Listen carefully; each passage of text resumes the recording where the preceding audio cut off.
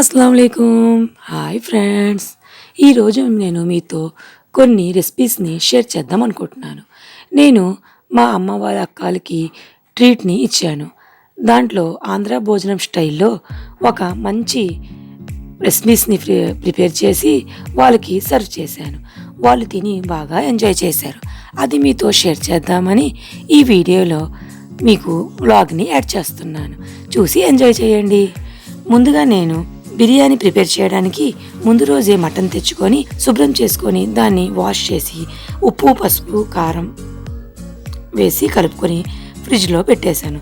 నేను ఏదైనా ఎక్కువ డిషెస్ని ప్రిపేర్ చేయాలంటే ముందు రోజు రాత్రే నేను మొత్తం ప్రిపేర్ చేసి పెట్టుకుంటాను. దీనివల్ల మనకి కుకింగ్ అనేది చాలా ఈజీగా అయిపోతుంది. మటన్ శుభ్రం చేసిన తర్వాత ఫ్రిడ్జ్లో పెట్టేశాను. ఇప్పుడు నేను రబడీని ప్రిపేర్ చేస్తున్నాను. మా అమ్మాయి రబడీ చాలా బాగా ప్రిపేర్ చేస్తుంది. అందుకే రబడీ ఎప్పుడు ప్రిపేర్ చేసినా మా అమ్మాయి చేస్తుంది. ఇప్పుడు ఇది మొదటి రోజు నైటే ఈ రబడీని ప్రిపేర్ చేసి చల్లారిన తర్వాత ఫ్రిడ్జ్లో పెట్టేసాము. దానివల్ల సగం పని అయిపోతుంది అనమాట. ఇప్పుడు మటన్ని శుభ్రం చేసాం కదా, మరుసటి రోజు నేను దీంట్లో అన్ని మసాలాలను కలిపి పెరుగు, కారం, గరం మసాలా, ధనియా పౌడర్, అల్లం వెల్లుల్లి పేస్ట్ మొత్తం వేసి కలిపి నేను ఫ్రిడ్జ్లో పెట్టేశాను. మనకి ఈ మటన్లో ఇవన్నీ కలిపి పెట్టడం వల్ల మంచిగా నాని ఉంటుంది. రెండో రోజు కుర్మా ప్రిపేర్ చేస్తే దాని టేస్ట్ చాలా బాగుంటుంది. ఇలా పచ్చిమిరపకాయలను కూడా ఇలా ఘాట్లు పెట్టి అందులో వేసేసాను. ఇదంతా మటన్కి పట్టి మంచి టేస్ట్ అన్నది యాడ్ అవుతుంది. తర్వాత ఒకవైపు రబడీ అవుతుంది. చూసారా ఎంత చిక్కగా అయిందో. రబడీ ఏంటంటే మనకి పైన లేయర్ వస్తుంటే ముందు వీడియోలో నేను షేర్ చేశాను. మనకి మలై వస్తుంటుంది కదా, అది పక్కన తీసి పెట్టుకోవాలి. అలా మనకి 1 లీటర్ పాలు తీసుకున్నామంటే 1/2 లీటర్ అయ్యే వరకు మనం సిమ్లోనే దాన్ని చిక్కగా అవనివ్వాలి. తర్వాత నేను క్యారెట్ని ఇలా సన్నగా తురుముకున్నాను. ఇది క్యారెట్ హల్వా ప్రిపేర్ చేయడానికి. చికెన్తో కూడా ఒక మంచి ఫ్రై ఐటెంని తయారు చేశాను. దాన్ని కూడా నేను మొత్తం అన్నీ మ్యాగ్నేట్ చేసుకొని పెట్టేసుకున్నాను. ఉప్పు, కారం, పసుపు, ధనియాల పౌడర్, గరం మసాలా, పచ్చిమిర్చిని కచ్చాపచ్చగా గ్రైండ్ చేసుకొని వేసుకున్నాను. పెరుగు, కొంచెం నిమ్మరసం వేసి బాగా కలుపుకొని మొత్తం నేను చికెన్ అన్నది లెగ్ పీసెసే తీసుకున్నాను. మొత్తం అంతటికి బాగా పట్టేలాగా కలుపుకొని దీన్ని కూడా ఫ్రిడ్జ్లో పెట్టేశాను. ఇది రెండో రోజు ఫ్రై చేసుకుంటే చాలా సాఫ్ట్గా పైన క్రంచీగా వస్తుందన్నమాట. ఇది కూడా ఫ్రిడ్జ్లో పెట్టిన తర్వాత ఇప్పుడు నేను క్యారెట్ హల్వాని ప్రిపేర్ చేస్తున్నాను. ఇప్పుడు తురుముకున్న క్యారెట్ని నెయ్యిలో వేసుకొని మంచిగా సిమ్లోనే పచ్చి వాసన పోయినంత వరకు వేయించుకోవాలి. ఇలా ఒకవైపు క్యారెట్ హల్వా అవుతుంది. తర్వాత చల్లారిన తర్వాత పక్కన మనం ఇలా వీడియోలో చూపిన విధంగా మనకి మలై ఉంటుంది కదా, అంటే మీగడ, దాన్ని మంచిగా తీసేసుకుంటే అది పాల్లో కలుపుకుంటే మనకి లచ్చేదార్ రబడీ అన్నది రెడీ అవుతుంది. ఇది చల్లారిన తర్వాత దీన్ని ఫ్రిడ్జ్లో పెట్టేశాం. ఇది నేను చేయలేకపోయాను, ఎందుకంటే ఎక్కువ క్వాంటిటీలో చేశాను కాబట్టి. ఇది మా వారు మంచిగా స్క్రాచ్ చేసి మిగతా అంతటిని తీసేశారు.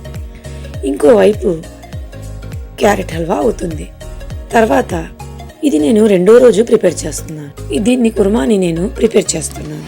ముందుగా ఆయిల్ వేసుకొని ఉల్లిపాయ, పచ్చిమిర్చి కొంచెం వేగిన తర్వాత మరీ బ్రౌన్ కలర్ అనేది రాకూడదు. అల్లం వెల్లుల్లి పేస్ట్ మనం ముందుగానే మటన్లో కలుపుకున్నాను, కానీ కొంచెం ఫ్లేవర్ గురించి 1/2 స్పూను యాడ్ చేసుకోవాలి. తర్వాత టమాటా అయిన తర్వాత మనం ముందుగా కలిపి పెట్టుకున్న మటన్ని ఇందులో వేసి బాగా కలుపుకొని 1/2 గ్లాసు వాటర్ వేసుకొని, మనకి పెరుగులో వాటర్ ఉంటుంది కాబట్టి ఎక్కువ వాటర్ వేసుకోకూడదు. ఇలా మొత్తం కలుపుకొని 5 విజిల్స్ని పెట్టుకున్నాను. 1 విజిల్ హైలో పెట్టుకోవాలి, మిగతా సిమ్లో 15 మినిట్స్ పాటు పెట్టుకుంటే మటన్ అన్నది చక్కగా ఉడికిపోతుంది. ఒకవైపు క్యారెట్ హల్వా కూడా ఇలా రెడీ అయిపోయింది. ఇలా ఒకటి తర్వాత ఒకటి నేను ప్రిపేర్ చేసుకుంటూ వెళ్తే మనకి ప్లాన్ బట్టి చేసుకుంటే ఎవరికైనా మన భోజనాలు చెప్పుకున్నప్పుడు మనకి అంత ఇబ్బంది అన్నది ఉండదు. ఒకటి తర్వాత ఒకటి ప్రిపేర్ చేసుకోవాలి. నాకు మా అమ్మాయి, మా వారు చాలా హెల్ప్ చేస్తారు. నేను క్యారెట్ హల్వాలో పచ్చి కోవాని కూడా యాడ్ చేశాను. దీనివల్ల మంచి ఫ్లేవర్ అన్నది వస్తుంది. తర్వాత మిల్క్ మేడ్, నేను వేరే దాంట్లో క్యారెట్ హల్వా ఎలా ప్రిపేర్ చేయాలో చూపించాను మీకు. ఇలా అన్నీ ఒకటి తర్వాత ఒకటి డిషెస్ నేను ప్రిపేర్ చేసుకుంటూ వెళ్తున్నాను. ఎవరినైనా మనం భోజనానికి పిలిచినప్పుడు మనం స్వయంగా మన చేతులతో వండి వాళ్ళకి సర్వ్ చేస్తే ఆ తృప్తి అన్నదే వేరు. ఎందుకంటే ఆ టేస్ట్ అన్నది బయట మనం ఆర్డర్ చేసుకుంటే ఉండదనమాట.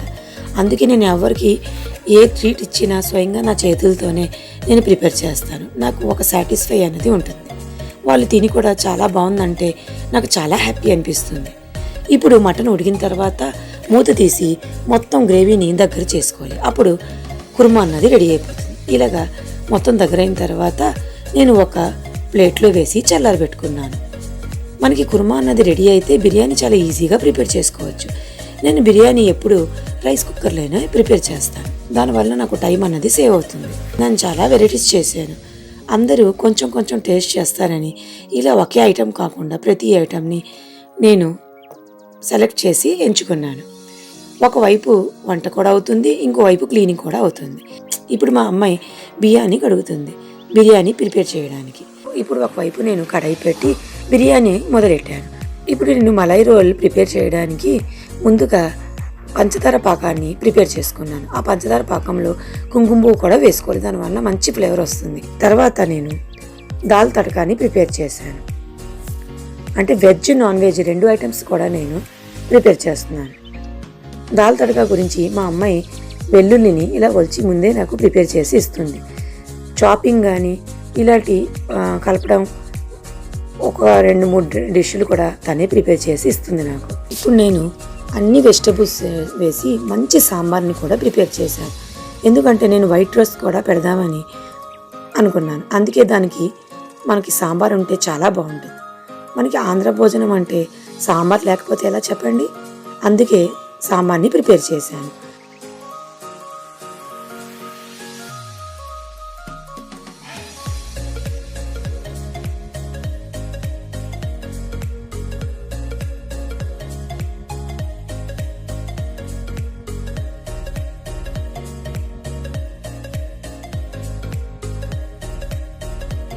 ఒక పక్క సాంబార్ అవుతుంది, ఇంకో పక్క నేను పులిహార రెడీ చేద్దామని దానికి వైట్ రైస్ని ప్రిపేర్ చేసి ఇలా చల్లారబెట్టుకున్నాను.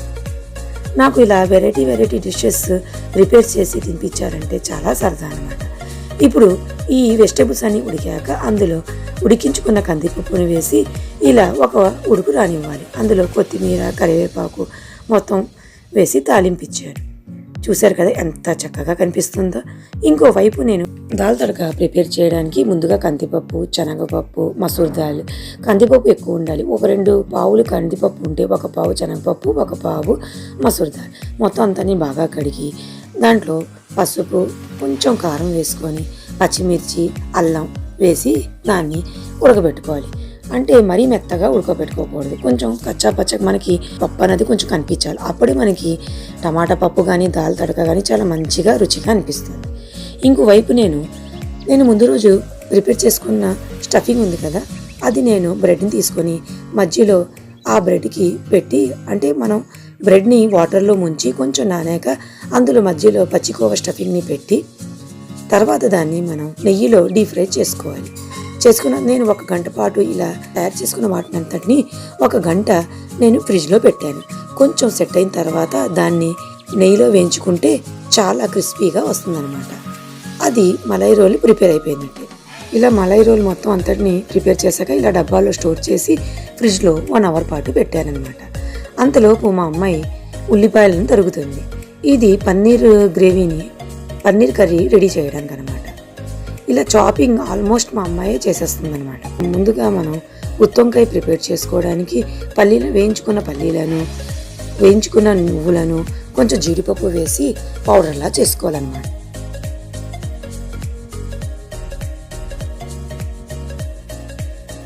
ఇప్పుడు చేపలను ఫ్రై చేద్దామని ఆ చేపలంతటికి ఉప్పు, కారం, నిమ్మకాయ, పసుపు, ధనియాల పౌడర్, గరం మసాలా వేసి అల్లం వెల్లుల్లి ముద్ద వేసి బాగా కలుపుకొని మ్యాగ్నేషన్ చేశాను. కొంచెం గట్టిగా ఉంటే 2-3 స్పూన్ల వాటర్ వేసి మొత్తం కలుపుకొని దాన్ని కూడా 1 గంట పాటు ఫ్రిడ్జ్లో పెట్టాను.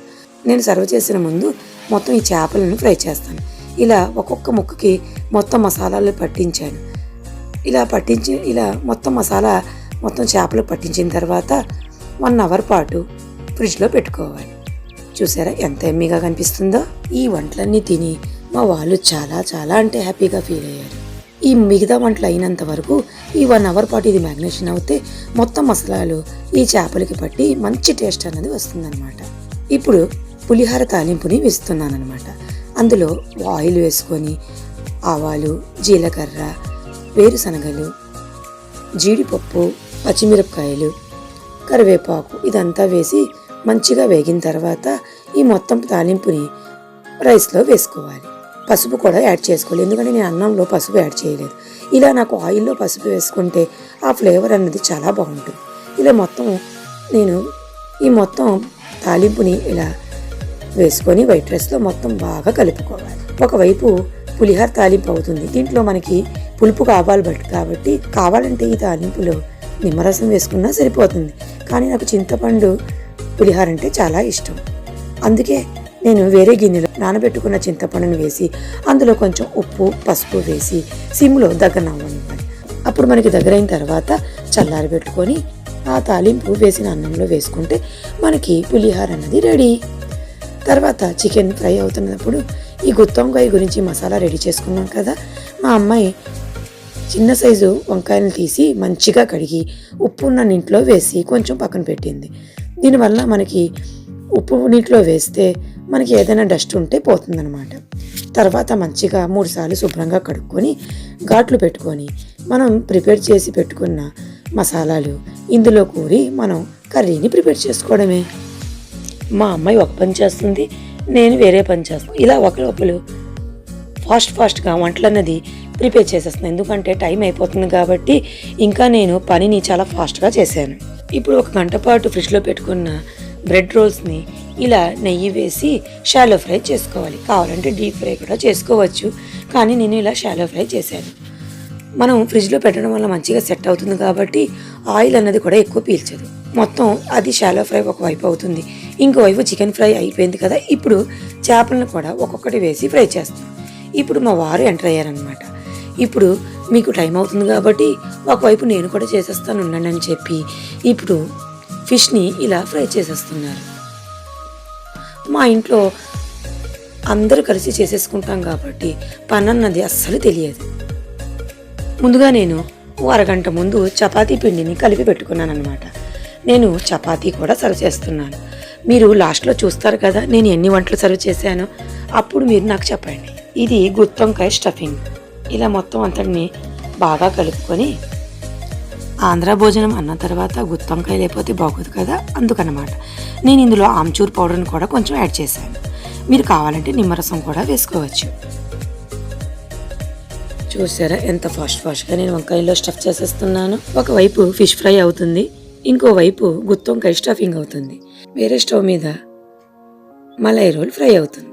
ఇలా ముగ్గురు చాలా ఫాస్ట్గా చేసేస్తున్నాం. ఎందుకంటే డిన్నర్ టైం అయిపోతుంది కాబట్టి కొంచెం ఫాస్ట్ చేస్తున్నాను. ఇంకా మేము రెడీ కూడా అవ్వాలి కదా, అందుకనమాట. ఇప్పుడు ఫిష్ ఫ్రై అయిపోయిన తర్వాత స్టవ్ కట్టేసాను, ఎందుకంటే నూనె చాలా వేడైపోయింది కాబట్టి అందులోనే కడిగి పెట్టుకున్న కరివేపాకుని వేసి అది మొత్తం అంతటిని కొంచెం ఫిష్లో కొంచెం చికెన్ ఫ్రైలో వేసుకుందామని ఇలా ఫ్రై చేసి తీసేసుకున్నాను.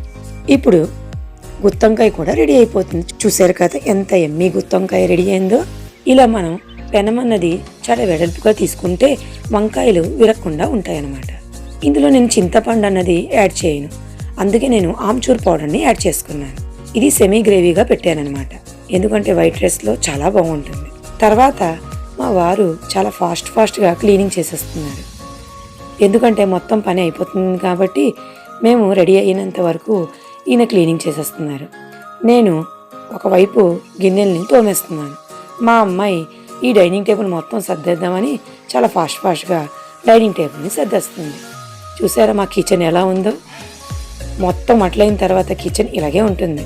ఇప్పుడు బిర్యానీ గురించి ఒక కడాయి పెట్టి అందులో ఆయిల్ వేసుకొని ఉల్లిపాయ, పచ్చిమిర్చి వేగాక అల్లం వెల్లుల్లి పేస్టు, అది పచ్చివాసన పోయిన తర్వాత టమాటాలను, తర్వాత ధనియా పౌడర్, గరం మసాలా,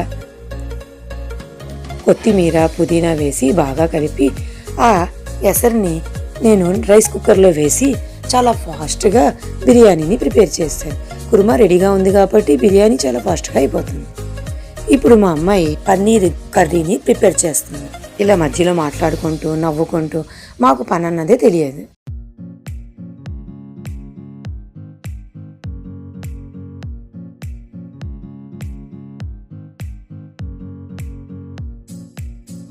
పన్నీర్ గ్రేవీ ఇలా దగ్గరగా అయిపోయింది. ఇప్పుడు దీంట్లో వాటర్ వేసుకొని మంచిగా 10 మినిట్స్ పాటు సిమ్లోనే అవనివ్వాలి.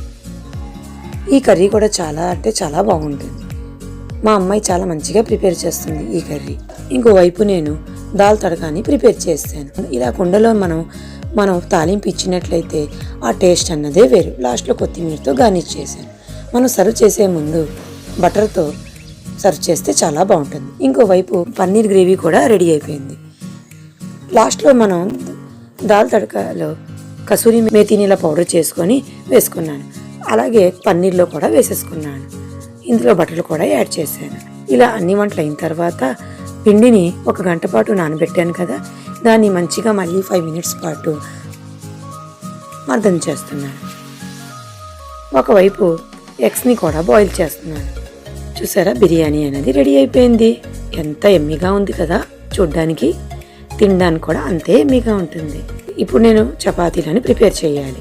చూడండి, కాజు పన్నీర్, దాల్ తడక, తర్వాత చపాతీలని ప్రిపేర్ చేసిన తర్వాత షూట్ చేయడం అవ్వలేదు, ఎందుకంటే టైం అయిపోతుంది కాబట్టి.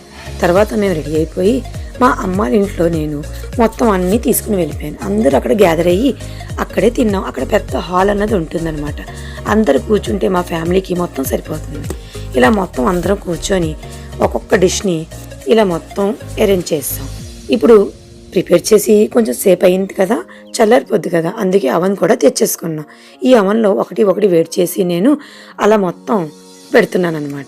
అంతలో వీళ్ళు చూడండి ఎలా డ్యాన్స్ చేస్తున్నారు. తిని మన మనవరాలన్నమాట. ఇలా అందరూ ఒకరు వచ్చిన తర్వాత లైన్గా ఇలా కిందనే కూర్చొని మేము తింటాం. ఎప్పుడు ఇలా లైన్గా కూర్చొని మాట్లాడుకుంటూ తింటే ఆ ఆనందమే వేరు. ఇలా పెద్ద హాల్ అన్నమాట. ఇందులో ఎంతమంది కూర్చున్నా సరిపోద్ది.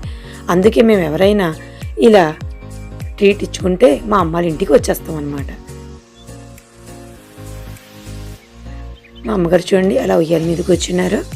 అందరూ ఎప్పుడెప్పుడు నేను సర్వ్ చేస్తానని వెయిట్ చేస్తున్నారు. ఆంధ్ర భోజనం అన్న తర్వాత అరిటాకు లేకపోతే బాగోదు కదా, అందుకే అరిటాకులు కూడా మా ఆయన గారు తెచ్చారు. ఇలా అరిటాకుల మీద తింటే ఆ టేస్ట్ అన్నదే వేరు. వీళ్ళందరూ చాలా హ్యాపీగా ఫీల్ అయ్యారు. ఇలా నువ్వు వండుతూ పెడుతూ ఉండు, మేము ఇలా తింటూ ఉంటామని అందరూ జోక్ చేస్తున్నారు. ఇలా పిల్లలు అందరూ వచ్చిన తర్వాత లైన్గా ఇలాగా కూర్చొని ఒకరు తినడం మొదలెట్టారు. నేను వేడివేడిగా ముందుగా చపాతీలను కర్రీస్ని ఇలా ఒకదాని తర్వాత ఒకటి సర్వ్ చేసామన్నమాట. నేను అక్కడ కూర్చొని నేను మా అక్కల పాప ఇలా వేడి చేసిస్తుంటే మిగతా పిల్లలందరూ ఇలా ఒక్కొక్కరికి జెంట్స్కి సర్వ్ చేస్తున్నారు. మా అమ్మగారు కూడా కూర్చున్నారు. ఒకటి తర్వాత ఒకటి సర్వ్ చేసుకుంటూ వెళ్తే వీళ్ళందరూ బాబో ఇన్ని ఐటమ్సా అని చాలా ఆశ్చర్యపోయారు. నాకు మంచి కాంప్లిమెంట్ కూడా ఇచ్చారు.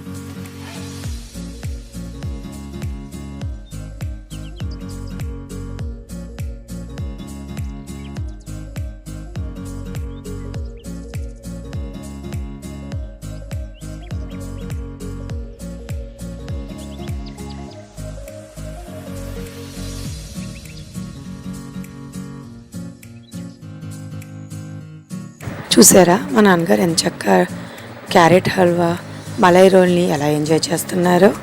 లాస్ట్లో బ్రెడ్ మలై రోల్ ఇంకా క్యారెట్ హల్వా తిని ఈ మొత్తం పార్టీని బాగా ఎంజాయ్ చేసాం.